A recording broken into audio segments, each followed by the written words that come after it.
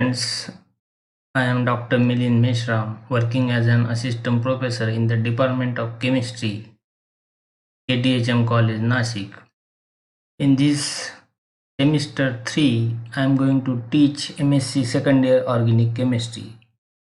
The course is CHO 353B. This is a choice-based optional paper, Designing Organic Synthesis and Heterocyclic Chemistry. Before going to start the lecture, I would like to give a brief outline of the syllabus CBOP 3, that is choice based optional paper CHO 353B, Designing Organic Synthesis and Heterocyclic Chemistry. Basically, this course is divided into two sections.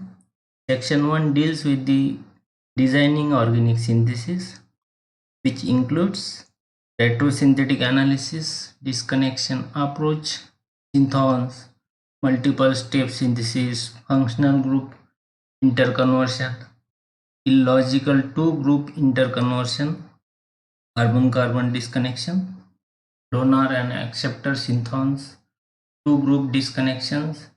Also, we will see 1,5 related functional group disconnections, compound chemistry, convergent synthesis, special methods for the small rings, and we will see the various problems based on heteroatom and heterocyclic compounds. Later we will see the applications of retrosynthetic approach, retrosynthesis and synthesis of the various natural products, for example strychnine, reserpine, cynomycin, acetyltoxin, indolizomycin, erythronolide B.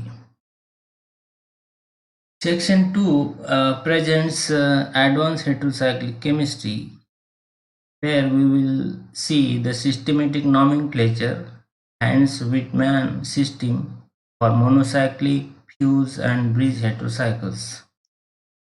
We will see the tautomerism in aromatic heterocycles, bond angle strain, torsion strains, and their consequences in small ring heterocycles.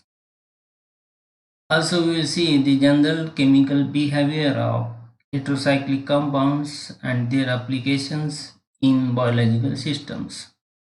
Anthocyanin, flavones, neurotransmitters, and natural products, for example, nicotine, quinine, drugs and medicines, omeprazole, amlodipine, cilostazole, and so on. Later on, we will see the synthesis, reaction, and structural effects of heterocyclic rings. We will see the common methods in the ring synthesis of aromatic heterocyclic systems, such as 3-membered, 4-membered, 5 and 6-membered rings. Okay, let's move to the topic designing organic synthesis. So, organic synthesis. The organic synthesis is the special branch of the chemical synthesis. We know that the organic compounds are more complex than inorganic compounds, and their synthesis is a main part of the organic chemistry. This organic synthesis mainly divided into two, we can say, two-part: target oriented synthesis and methodology based synthesis. Target oriented synthesis having the natural product synthesis, unnatural product synthesis. Methodology based synthesis involves the reagents, where we can see the development of reagent, use of reagent in the new methods. Similarly, catalyst development and various transition metal catalyzed reaction can be used to develop the new methods, for example Suzuki coupling, Negishi coupling, and Hake coupling, and so on. Then strategies, and then their tactics. Organic synthesis are of various types, for example, total synthesis, partial synthesis, formal synthesis, and then linear and convergent synthesis. So, total synthesis is the synthesis of complex molecules, for example, natural product, starts with the readily accessible material or simple molecules. Partial synthesis is the synthesis of complex molecules. Complex molecule is nothing but the natural products beginning from a naturally occurring compound or an advanced useful precursor, and then that precursor can be converted into the desired natural product or target molecules, and this precursor can be biosynthesized or chemically synthesized. For example, penicillin. This penicillin can be converted into cephalosporin. Then formal synthesis. It is nothing but the independent synthesis of an advanced precursor or intermediate of complex molecule, that is natural product. This natural product synthesis which have been already uh, accomplished previously, and separate synthesis of that advanced precursor also have been reported in the literature. For example, penicillin, here we can consider it as a precursor. So these penicillins can be converted into cephalosporin C. So these penicillins can be obtained from serine as well as cysteine. Okay, this is the formal synthesis. So we can say the independent synthesis of an advanced precursor. Okay, organic synthesis. Then we have the linear synthesis.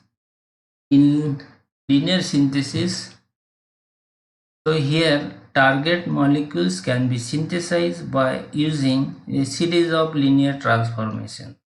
This synthesis is longer, that means it suffers the lower overall yield as compared to conversion synthesis. For example, when you treat with B, in first step it gives C, and then in second step when it treat with D it will give E, and in third step it will treat it with F to give G. In fourth step it combines with H, it will give GH, and finally in fifth step it combines with I, it gives the target molecule, that is GHI. The longest steps are 5 steps, so each step is having 85% yield, so we can calculate it the overall yield, for example 44% yield. So this means this synthesis, linear synthesis, is longer, and that leads to the lower overall yield. Then convergent synthesis. In this, the key building blocks or key fragments of the complex molecules are synthesized independently, and then those fragments can be combined at the latter stage to make the target molecules. For example, this one building block, we will consider G as a one building block, and second one is H. So G can be prepared by using 3 steps. When A treated with B, in first step it will give C. In second step it treated with D to give E, and then in third step it will treated with F to give G. So that means we can get the G building block. Then separately this H building block can be prepared by using the reaction of E with F. Then in later stage this G can be combined with H to give GH, and finally in fourth step the GH will treated can be iterated with I, then it will give GHI as a target molecule. Here their longest steps are 4. So that means overall yield is 52%. So here overall yields is greater than that of linear synthesis. Okay. So now let's move toward our main topic, that is retrosynthetic analysis. These are various important terms that have been used in retrosynthetic analysis. First of all, the retrosynthetic analysis. So what do you mean by retrosynthetic analysis? This is the process of mentally breaking down a molecule into simple starting material. Okay. So retrosynthesis is the process of mentally breaking down a molecule into simple starting material. And this is the technique or art of the planning the synthesis of the target molecules and end up with the starting material. Target molecules. So it is the molecules to be synthesized and it is the desired final product. So it means this molecule we will consider as a desired final product. So that is to be synthesized. Functional group interconversion, that is FGI, we can abbreviate it as FGI. It is a process of converting one functional group to another to facilitate the disconnection. For example, an alcohol to an aldehyde or ketone or ester. So disconnect. Then next term is disconnection. It is an imaginary bond cleavage of the molecule to give a simple molecules or starting material. Synthons. Synthons are the idealized fragments. This is the we can say the charged species or idealized fragments. Chemical equivalents, they are real reagents. The retrosynthetic analysis, as I said, that this is uh, the technique or art of the planning the synthesis of the target molecules. The synthetic planning start with the products and end up with the starting material. So we have to looking at the reaction in the reverse way. So we have to synthesize backwards. Our synthesis will start with the target molecules and end up with the starting material. The overall aim of this retrosynthesis is to get back to readily available starting material. Okay. Suppose C is considered as a target molecules.